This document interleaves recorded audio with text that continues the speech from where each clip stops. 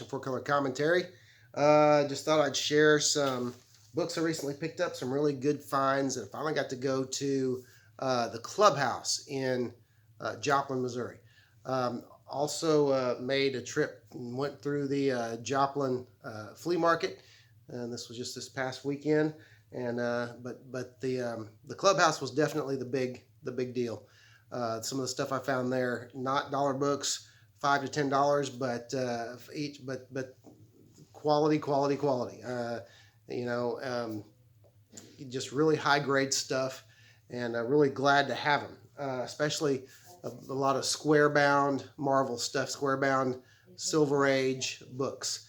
And so you can hear, they just excuse the family noise in the background. Anyway, but we'll start with what I found at the flea market. Definitely gonna press this. But this is one of the Spire books that I didn't have. Never even seen this one before. Adventure with the Brothers, The Cult Escape. There you go. You got that great Al Hartley art on the cover and on the inside. Really good dramatic cover there. And I like the layouts and panel arrangement that he used in this as well. Some really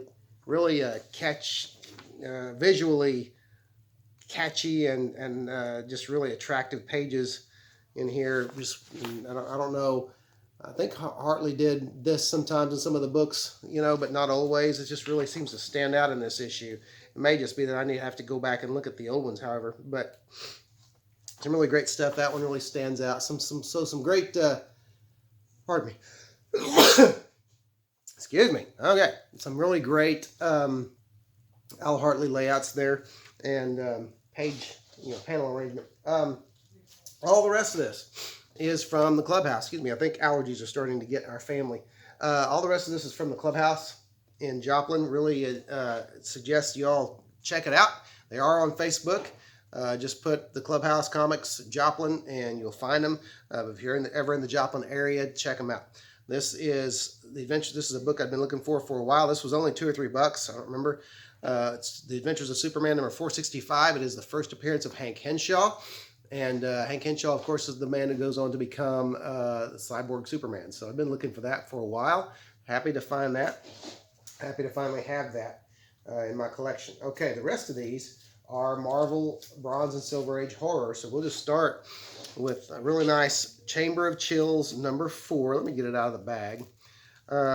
This has a beautiful, and I want you to see some of the quality, some of the high grade quality. But Chamber of Chills number 4, Frank Brunner cover. Frank Brunner, of course, known I think by most for his work on Doctor Strange, but just a really nice copy. Just nice creepy stuff. I think he always liked doing the mystical and or the creepy scary stuff. All right, so there's some great Brunner work in there. It's not as it is an anthology. It's not the Brunner story all throughout, but it is some really great work by Frank Brunner. There is also a story by Steve Skeets, which I've heard that name before, or read that name before, is a writer. Scott Pike, though. I've never heard of Scott Pike doing pencils on Pawn of the Devourer, Pawn of the Devoured. Okay, there you go. And but not a bad art job there. Some captivating panels and layout. Here's an interesting fate, though. I'll need to read the story, but how in the world do you end up like that? A giant ant with a human head. I've got to read that story and find out how that happened. Then you have a story, The Demon from Beyond by Howard Chaykin. So a nice, all of the, not all of the Bronze Age Marvel horrors were anthology books of reprints. Some of them were new stories and such as that. So that's really cool, and glad to have that. Have this I couldn't remember. I thought I had it, and for some odd reason, I didn't even check my CLZ on this one. I was checking on a lot of other things, but this is a Chamber of Darkness number 3. I have one, but this is such high grade, I probably would have bought it anyway, because again, just the gloss, and I mean, they got a hold of a great collection, I think, when they found some of these books. And again, this was another $5 book, I believe. So just really nice, 5 or 10, I don't remember either. I would have paid either for it. I've already kind of put them. They weren't all priced. I'll be honest with you. Clubhouse is a great place, but they're new and they don't all have price tags. Okay, so keep that in mind as you shop there. This one helping to, and this I know was a $5 book because it still has the $5 tag on it. This one fits right into my collection. A Man Thing I've needed for a while, Man Thing number 3, and of course this is first appearance, I believe, of Fool Killer. Okay, so nice, again, nice shape on that book. That was a $5 book, and so I'm really happy to have that. Finally have that. Now I'm just missing 1 or 2 different Man Things to complete Volume 1.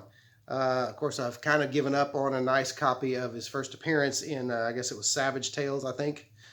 I don't remember what number, but Val Mayrick doing the art. And of course, Val Mayrick is also, he's one of my favorite Bronze Age horror artists for Marvel. And so anyway, great stuff there. I think he's mostly known, Mayrick is mostly known for his work on The Mummy for Marvel. And so anyway, nice book there. Okay, I also got to work on my werewolf run, Werewolf by Night. This one, Werewolf by Night number 10. This one's going to need a press. This one's not as high grade as the others. Definitely going to use a press on that one, but it's got the gloss, and so I'm really happy about that. Tom Sutton does the artwork in this, the arts and the letters. So I always liked Sutton's work. We know he's a good inker, but he's he also was a good artist on his own. So I always liked Sutton all the way around. But that's Werewolf by Night number 10. And then also picked up Werewolf by Night number 11. And that's the one that is in the high grade condition. And I'd say ultra high grade, as it has that new comic gloss and shine. And just really, really nice. Now this one, Sutton does the inks, and Gil Kane does the actual pencil work. Really cool opening shot there. You can always tell, no matter who inks him, you can always tell if Gil Kane is doing layouts. He just has that style, and it's always, Kane was very heavily influenced, of course, by Lou Fine, and I think it shows, of course, in his elongated figures and such. If you study Lou Fine's style, you study Gil Kane's style, you see the influence very quickly. But anyway, so I was happy to have that, working on that Werewolf by Night run, especially the early ones. All right, this is the first of the Marvel Square Bounds. This is Fear, number 4. Very nice. Again, another one that it's not a perfect copy, but nice gloss. Has a faint. I couldn't tell. Someone has really worked. This is either part of a subscription crease, or something but it doesn't show at the top. You'll see what I'm talking about if I can make it. Down here you have what looks very much like a subscription crease, but it doesn't go all the way to the top. And so I'm thinking something was laid on the cover, or someone did a really good job on the top half, and it just didn't take on the bottom. I don't know. It doesn't matter though. These are reprints of course, 50s and 60s horror stories. Lots of Kirby, lots of, there's an early Joe Sinnott story. Joe Sinnott penciling. I spent a night in the haunted lighthouse. That is early Joe Sinnott. And I don't know if I can get his name close enough to tell, but I can read it. And so, anyway, cool stuff there. I don't have very much early Joe Sinnott in my collection. A couple of stories by artists I don't know, and then more Kirby, and then it ends with a Ditko story.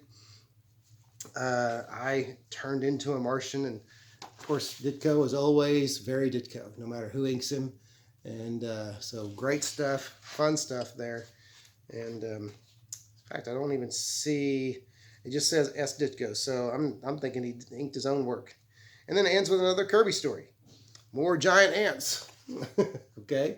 Giant ants were always a staple of horror, I think, in TV, movies, and comic books. So, giant ants, giant spiders, that kind of thing. So, all right, we get into the really good stuff here. When you're talking about square bound Silver Age Marvel books. Like I say, somebody took such good care, or they just didn't get read, which is unusual for these Marvel Collector's Item Classics. This is number 14. It reprints the first appearance of the Molecule Man just a few years after he actually appeared. Now, this is why I don't understand, and I'm not complaining. You know my philosophy. I don't really care if my comics are hot. I do go out and I get hot. I find hot comics. I flip them to support the habit. But at the same time, if comics weren't hot and they didn't command big bucks, that'd be just fine as well, because it'd be easier to get the stuff that you want. Just be a matter of finding them. So, but this is let's see, actually the date that this came out was 1967. So just and I'm looking at the actual picture. It doesn't have the number, the issue that this originally appeared in. That I'm finding here, but it does say at the bottom of the actual, the last panel, I'll show you where I'm going to read from. I'll read from the bottom of the actual panel. In the indicia, it says 1967, but here it says 1965. So I'm thinking this was a 1965. You can check me on that. I don't know if that was the year that the first appearance of Molecule Man came out, but so this is just a few years or a couple of years after the first appearance of Molecule Man. And so it always bumfuzzled me that these Marvel Collector's Item Classics don't command more of a desire. Ooh, I just saw something. Oh yes, has the Mothers of Invention Frank Zappa ad. If you don't know about that, I don't even know if it's a big deal now. It may be cyclical. It may be from time to time, but I've sold 2 comics in the past with that ad, and that ad, made a big difference in what that comic brought on the market. So there it is. That's the Mothers of Invention, Frank Zappa ad. Just so cool. It's so funny. Look at this. Thrilling LPs. I'm sure you will want to own, boys and girls. Thrilling, clean, fun. Cleans you, thrills you, cleans and thrills you. Fun, expensive. So just it's just funny. Almost like poking a little fun there at I don't know, the unwholesomeness of comics and everything, that kind of thing. But anyway, then you have a Doctor Strange story, The Challenge of Loki. Very cool. Can't wait to read that, because I don't think I've ever read that particular Doctor Strange story before. You have Thor, you have Loki, you have Doctor Strange versus Loki. You have great stuff, all by Steve Ditko, of course. So, but again, the condition on that and the spine, just amazing. And really, really nice. So there's that one. And it really kind of just gets better from there. Marvel Collector's Item Classics number 15. And it is the first appearance of the Hate Monger. Now this one has that warping that does have that warping that you often get from the square bound issues. It's not caused by moisture. I don't know. I'm going to have to do some research on how to get rid of that. I don't want to press it until I kind of read about that. But look at the gloss. It's just wonderful, glossy book. And again, nice spine on there. No, not so much as a bend, much less a tear or a break. And just great early Kirby stuff. Don Heck, Iron Man. I think it's Don Heck. Should be. Yeah, Don Heck, Iron Man. More Steve Ditko, Doctor Strange, and some early Hulk.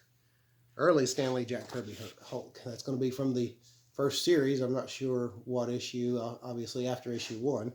But cool stuff there. All right. So there's that. And then again, another Marvel Collector's Item Classics, number 17. Again, just bowled over by the condition on these. The gloss and the spine. Really nice. Nice tight binding in all of them as well. Again, Kirby, Ditko, just heck. Great stuff. Also, it looks like I think this is the first reprint of the first appearance of Hawkeye, I believe. Iron Man faces the fantastic threat of Hawkeye the Marksman. I'm going to say that's the first appearance. If I'm wrong, leave a comment down in the comments. Tell me I'm wrong. But pretty sure that's Hawkeye's first appearance there. All right. Okay, so that's number 17, Marvel Collector's Item Classics. Number 18, right here, again, more great gloss. More great gloss and more, another wonderful spine there. And so, and great binding, more Kirby, more Ditko, more Heck, more great stuff. Oh, and a very cool, oh wow, Captain America and Iron Man going up against Kraven the Hunter and the Chameleon, it looks like. Yeah, that's another story I've never read. There's Silver Age stories I've never read before. And so, cool stuff there, cool beans. And then one more. See if I can get that in there. One more. Another copy of a very famous Fantastic Four cover, but Marvel Collector's Item Classics number 21. It happened on Yancey Street. Again, great gloss. These are just going straight into the collection. And great spine. Okay, on this one now, the lettering is turned a bit. It's turned a bit, so you can see some of it on the front. And I'm just noticing right there. So I got a little carried away and just, but still, I still would. This was $5. I still would have paid this. Looks like the beginnings of some rust there. I'm not sure about that. It could be ink, but it looks like it's the beginnings of rust. But still, the book itself is just fantastic.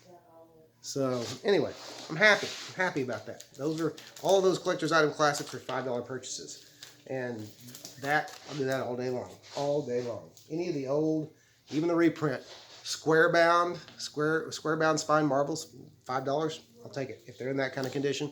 I'll take it. But anyway, that's it. That's all I got. And but anyway, just wanted to show those to you, and you can still get just to show you that I don't always shop in the dollar bin. Okay. I like the dollar bins, but I will spend a little more money if it's for quality. All right. But anyway, that's all I have. And so thanks for watching. If you haven't subscribed, go ahead and subscribe. Like the video, comment on the video. And otherwise, thanks for watching 4 Color Commentary. And I'll see you next time.